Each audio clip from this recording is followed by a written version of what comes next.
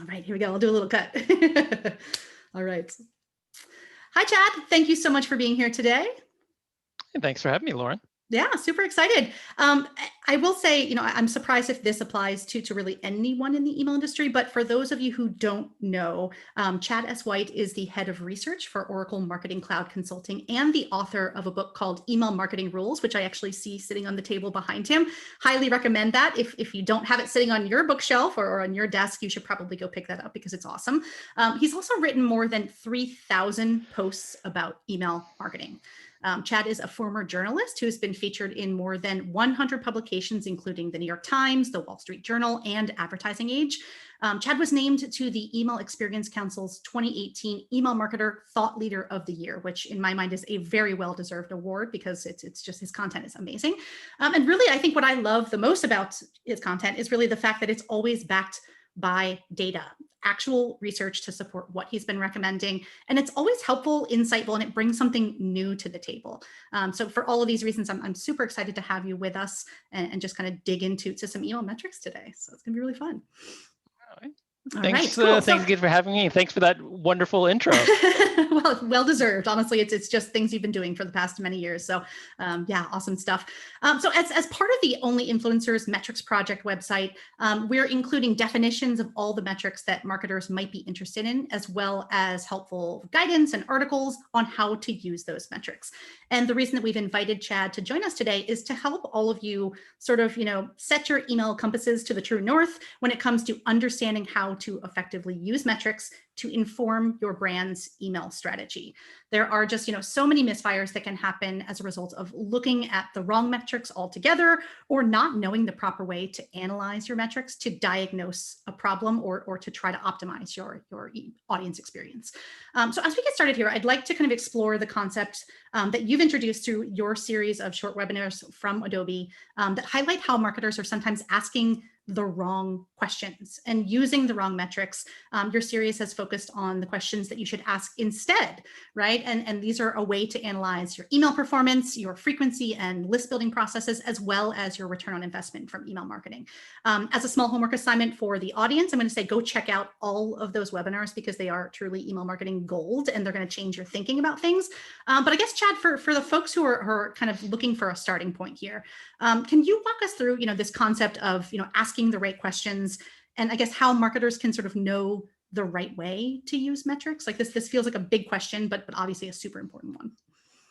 Yeah, certainly. So, I mean, the gist of it is that if you ask the wrong question, then the answer almost doesn't really matter because it's going to lead you to put the wrong strategies in place.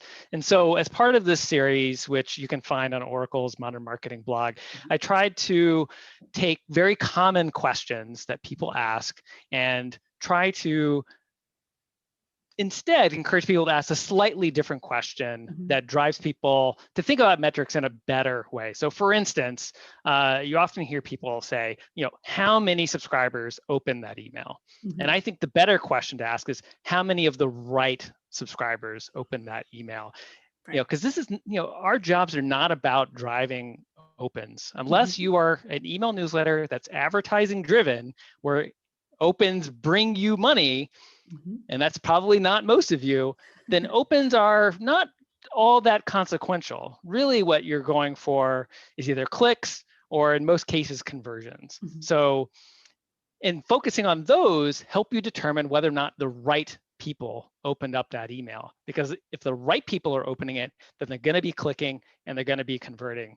Just getting an open is not a very good indicator of success for your business. So that's one example. Another one is, how many subscribers clicked through and converted, which is, again, a very common question that people ask. I think the better question is, how many subscribers took action in any channel?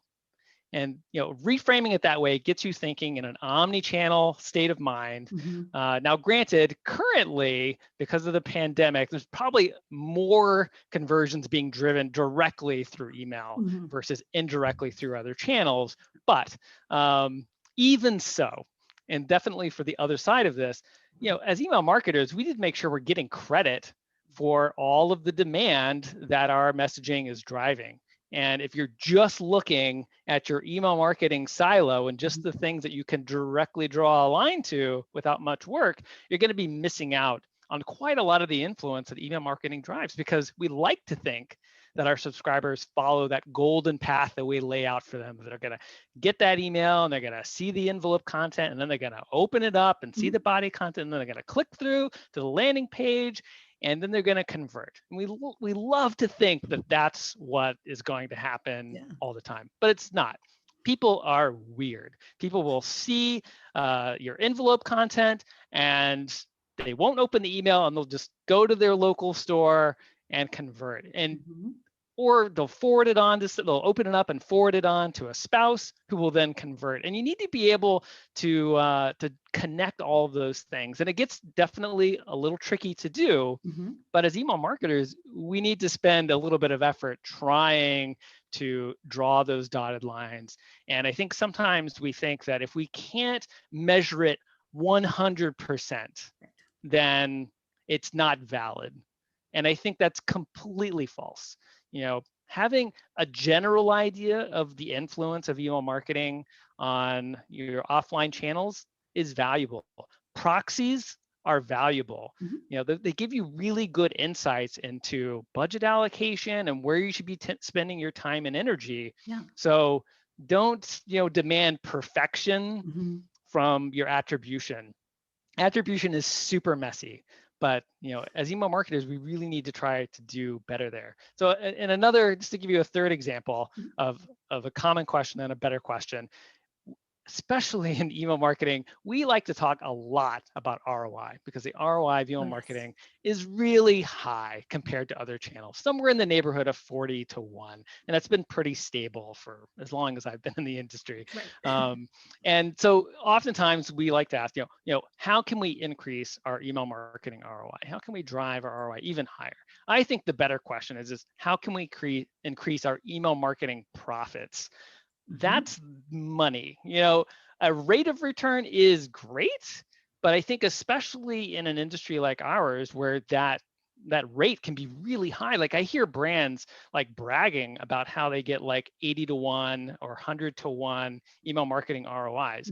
And in my head, I'm crying for them, because I think that that's an embarrassment. Like, you're doing a horrible job. If your ROI is that high, that's a sign that you are not doing enough to essentially drive it down, doing marginal, like less valuable work, like, doing stuff that's 60 to 1 ROI or 40 to 1 ROI.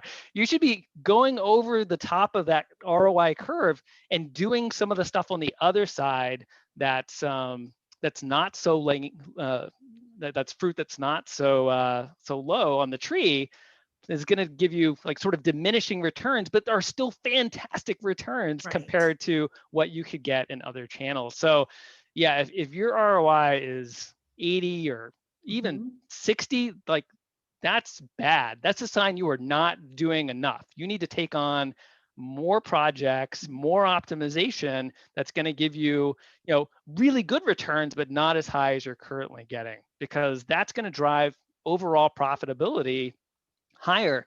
And as businesses, that's what it's all about, right? Is more profit. So don't be satisfied with super high ROIs. You need to drive that ROI down by doing some of this, for lack of a better word, more sort of, less valuable, more marginalized work, especially a lot of optimization and stuff, which, may have some additional benefits in terms of long-term customer satisfaction that you may not be capturing in some of your ROI measurements. Wow. Yeah, that's so insightful. And I think, it's kind of really cool and refreshing to hear, like, you should be doing better. Like if your ROI is that impressive, like, do more, spend more time on this and figure out ways to get more out of it. So that's really awesome. So I guess, when we're talking about kind of like these things, okay, so first of all, there's the, the fact that we can't track everything, even though we'd like to, there's, what do we look at? What do we focus on? So I guess how do marketers like get started? Like, what steps should they be taking to kind of build that foundation of thinking? How do they, aside from checking out your webinars, how would they know kind of what questions they should be focusing on, or what metrics they should be using to kind of track the answers to those questions? Yeah. So I think in every case, you should be asking yourself, like, what's good for the business and what's good for our customers? Right. Those are the two central questions, and you're looking to kind of marry those up and like explore the overlap between those two, because Yeah. those are your two main constituencies that you're Mhm. looking to serve. I would argue that there's a third constituency in terms of inbox providers that you Mhm. also need to pay a lot of attention to. Sure. But Yeah. like those are the three. But if you're doing generally, if you're doing right by your customers and your Mhm. subscribers, you're probably not going to get in serious trouble with inbox providers. But I think the thing to recognize with metrics is that metrics are just numbers. Mhm. They're just numbers. They're just stats and figures. And what you really want is to get to insights. You want to glean the meaning of those numbers. And I Mhm. think that's where we oftentimes really struggle, is that we put meaning onto numbers where there isn't any. And Hmm. so, for Yeah. instance, in my book, I have this thing called the email metrics matrix, Mhm. and it's Okay. essentially it's a 2x3 grid where I have email centric metrics and Mhm. business centric metrics side by side, and then have them organized by campaign level, channel level, and customer level. And some of these are really just central to driving good business results. Okay. So, Yeah. really ultimate long-term success comes from optimizing your customer level business centric metrics. Mhm. It's your customer lifetime value and things like that. That's where we're all headed. And what's really challenging right now is like getting a good hold on that number. And a lot of marketers are really struggling to kind of get there. But Right. then you have things like uh, at the sort of the channel level. So like channel level email specific metrics are great metrics for determining whether or not your channel is healthy. Mhm. So that's things like your bounce rates, your inactivity rates, your spam complaint rates. Those are all really important metrics Oh yes. that you want to be healthy and good, because they indicate that that channel is strong and you're not going to have any problems. Mhm. But that's not success. That's a prerequisite for doing well in email marketing, is having good, healthy metrics there. Right. But sometimes people, they think of those as being success metrics. Opens, I would put them in that category as well, as being a health metric. And Mhm. so often marketers try to use them as a performance metric, and it's really not. And so like that's a really clear case where we kind of get off and go on a tangent. And Yeah. I remember probably about 10 years ago, so like late 2000s, there Mhm. was a lot of conversation about conversion on mobile devices, and especially like email conversions. Mhm. And perhaps you remember this.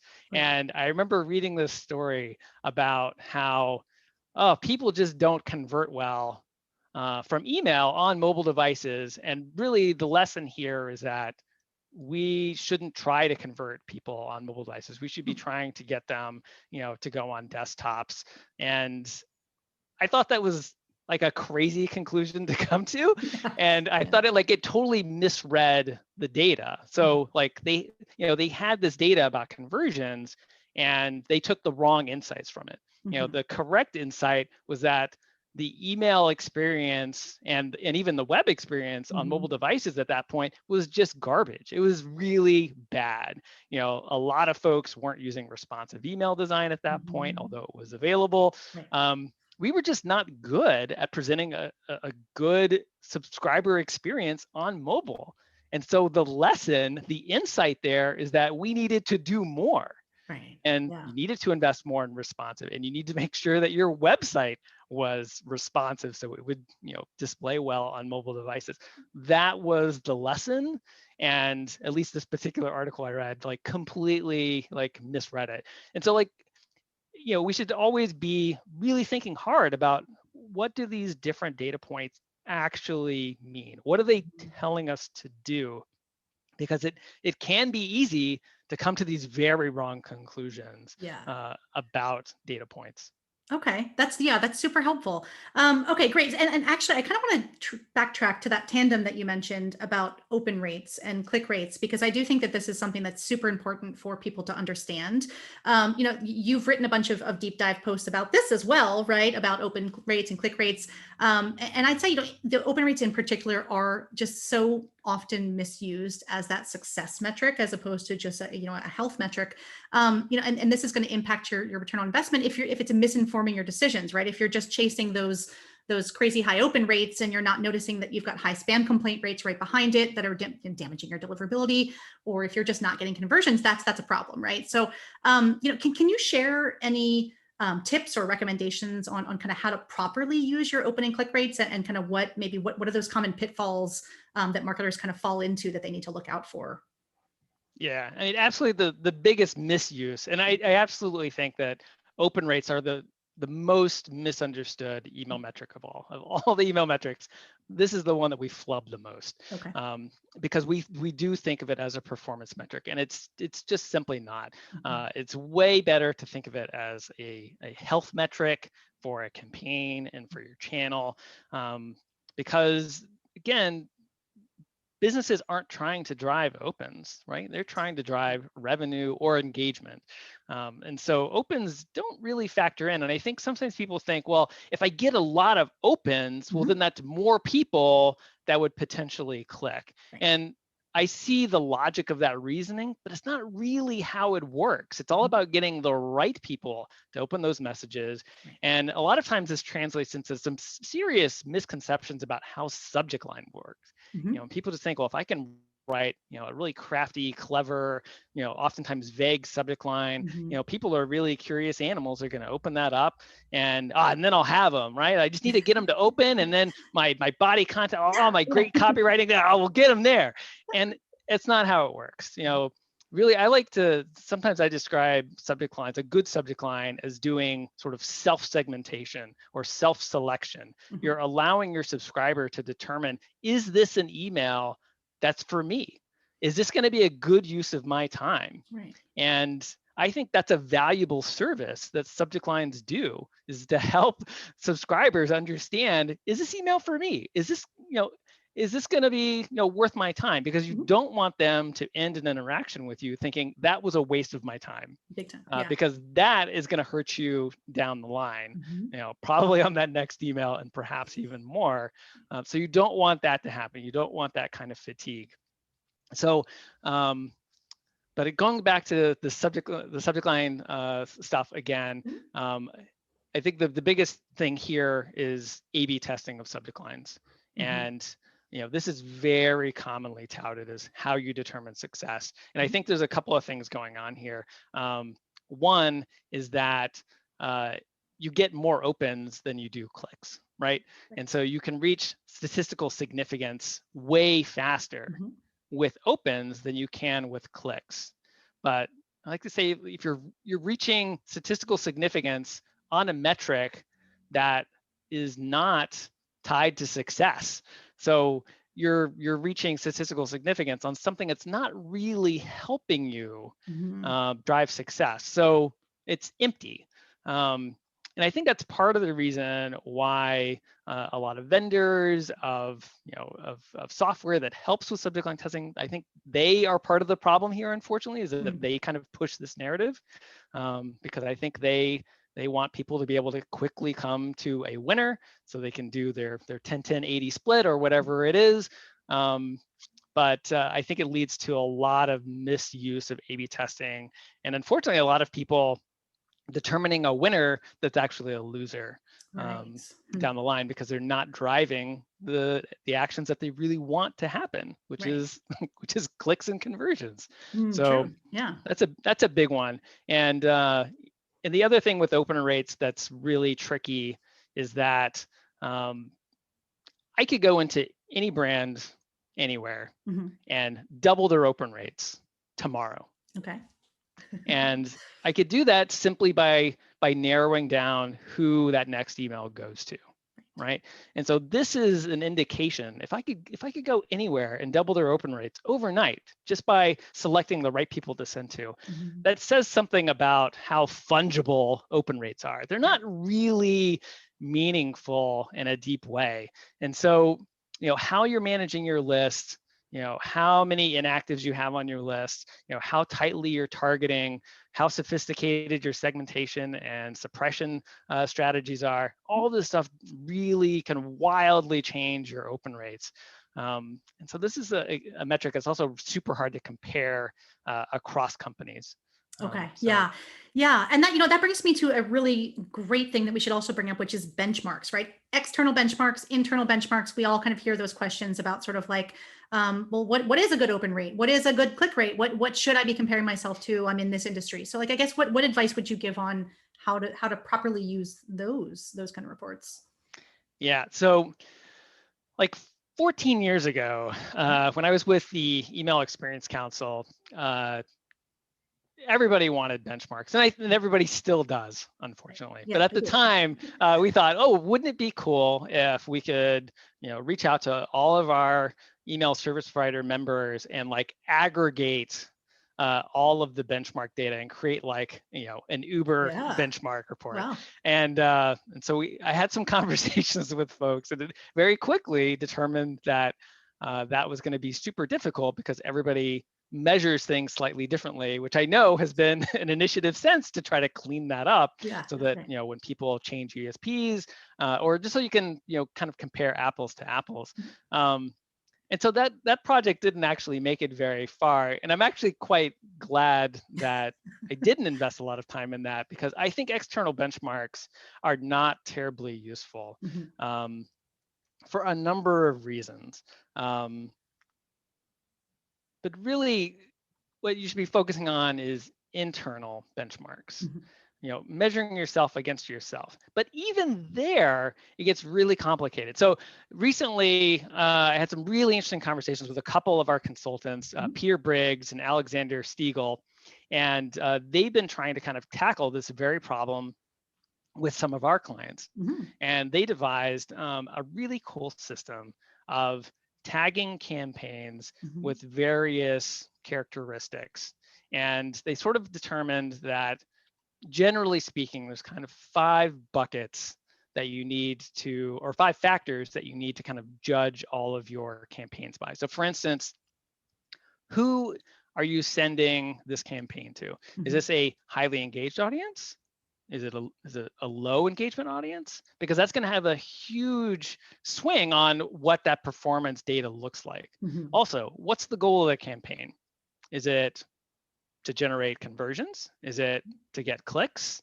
Maybe it's just to get opens, right? If it's like a re-engagement campaign, maybe you just want to get that open and that's it, right? So judging a campaign that is trying to get clicks against a campaign that's trying to get conversions, that's apples and oranges. Right.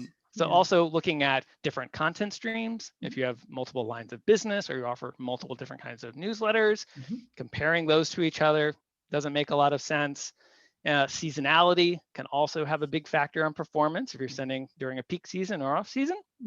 And then lastly, the scale of the campaign. If it's a really big send versus a fairly small send, that can have a big wash. And so using various tags within those 5 buckets, that helps them, with our clients, determine whether or not a particular campaign, with all of those characteristics, is doing well against other campaigns with those same characteristics. Right. And I know that all sounds like really involved and really wordy, but that's actually the kind of work you would need to do to have benchmarks that actually mean something. And that's just internally. So that's really how messy benchmarks really are, is that if you really want to get something that's truly useful, you actually have to do a lot of sort of bucketizing by characteristic to get useful data. Otherwise, you got a lot of apples to oranges comparisons. And I guess if you're really expansive in your view of benchmarks, it's fine. But the way that we see them used oftentimes is that people think that that number is gold, and like they think of Right. all these numbers as really hard numbers. If you think of them as being really soft, then you don't have to do as much categorization. But if you really want hard rules to judge your emails, you got to do some of that work. And in terms of external benchmarks, the way that we like to use them is simply as guardrails. Mhm. You can use them to inform when your campaigns have completely gone off the rails. Mhm. That's really like the best use that you can have for external benchmarks. It's just to help you understand where you're just dramatically underperforming or Right. perhaps dramatically overperforming, Fair enough. Yeah. which could happen. Yeah. But really, these external benchmarks, for the most part, generally are not super useful because they're just not granular enough in terms of industries, the size of the companies, Mhm. how people manage their lists. There's just so many factors that can just wildly affect what those numbers actually are. Right. Yeah, that makes sense. And my thing has always kind of been like use your past self as your competitor. So, if you're trying to beat somebody, just do better than you did yesterday. But find a way to optimize, find a way to do something, look at those trends over time and just see where there's room for improvement. I think that's a really healthy way of looking at everything in life, right? We just want to be, True. you know, a better person than tomorrow, a better email program tomorrow. That's all we can ever ask for. So if you're constantly self-improving, then you're going to be fine. Sounds good. Awesome. Great. Well, I mean, honestly, you have been a leading voice in the industry for years. And honestly, I just love your content. In fact, I think you just released something yesterday. So now I've got some more homework of my own to do. So there's always that, right? But I guess if you can kind of just leave us with sort of some last advice to help marketers just be better at email marketing, to use metrics in a way that just really helps them improve their performance. Like what would be your big advice for them? Yeah, so I'd go back to something I touched on earlier, which is focus on driving real business results. Yes. Whatever your business goals are, whether that's engagement or revenue or satisfaction, retention, whatever it is, focus on that and focus on serving your customers and subscribers. Generally, if you do those two things, if you find like that happy medium in between where there's nice solid overlap between serving those two groups, generally you're going to be doing fine and won't be getting in trouble with the the inbox providers Yes, as yes, we well, need to keep them which happy. again Yeah, is an important super constituency as important. well. It Yeah. absolutely is. Yeah, only seconded by maybe the audience that you're sending to, right? It's very important to treat those people well. So, That's great. right. All right. Well, Chad, thanks again. Everyone, this video is part of the Only Influencers Metrics project, where we have an online resource that is free to everybody. It talks about email marketing metrics, how to use them, how to interpret them. And basically our goal is just to help people in the industry use email metrics better and be better at email marketing. So thanks for helping us do that, Chad. I think this has been really, really helpful for the audience, and it's truly been a pleasure to just chat with you. Well, thanks for having me. Yeah, thanks so much.